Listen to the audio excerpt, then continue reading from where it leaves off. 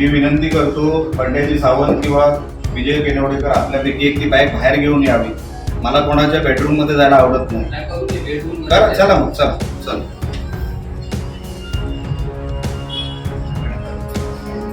ही bag आता काही वेळापूर्वी इकडे शूटिंग आहे, काही वेळेपूर्वी विजयजी केनवडेकर यांच्या घरी आलेली आहे.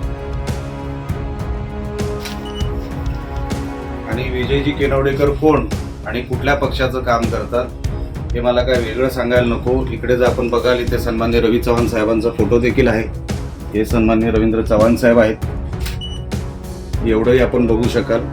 आता माझी जी काही इन्फॉर्मेशन आहे हे काही एवढेच पैसे नाही, अजून आहेत. पण मी सन्मान्य PI जगताप साहेबांनाही बोलवलेलं आहे, निवडणूक अधिकाऱ्यांनाही इकडे बोलवलेलं आहे. त्यांनी या विषयाचा आता ताबा घ्यावा आणि योग्य ती कारवाई करावी.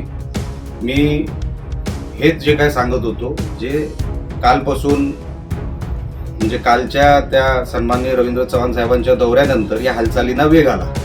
हे फक्त एक घर नाहीये, असे जवळपास 8-10 घर आहेत जिथे हे प्रकार सुरू आहेत, हे जमा करायचे. या कोण, या नमस्कार, कोण आपण? मी श्रीदेव माने. इकडे या माने साहेब, इकडे या.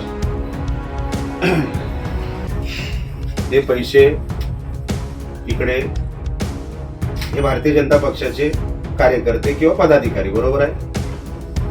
हे पैसे मी किती आहेत मी मोजले नाही, ते तुम्ही मोजा. माझा आरोप असा आहे की अजून पैसे आहेत या घरामध्ये. आणि हे फक्त एकच घर नाही, 8-10 घर आहेत जिथे सन्मान्य चव्हाण साहेब हे पैसे जमा करतायत मालवणमध्ये. तर त्यापैकी हे आहे. हे तर तुम्ही योग्य ती कारवाई करा. जगताप साहेब पुढे सगळे पोस्ट आहेत ते आणि आरो साहेब पोस्ट. हा, मग त्यांना येऊ दे. मग मी त्यांना वेगळं कशाला सर, बरोबर. त्यांना येऊ दे. हे फक्त तुम्हाला, आम्ही काय आत नाही, तुम्ही बघा.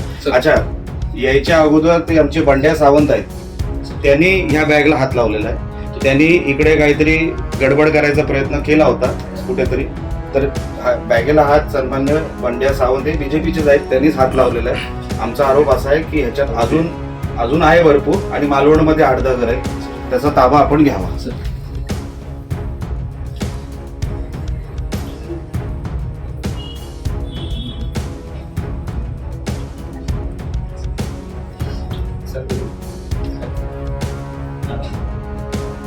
तुम्हाला आतमध्ये न्यायला नाही.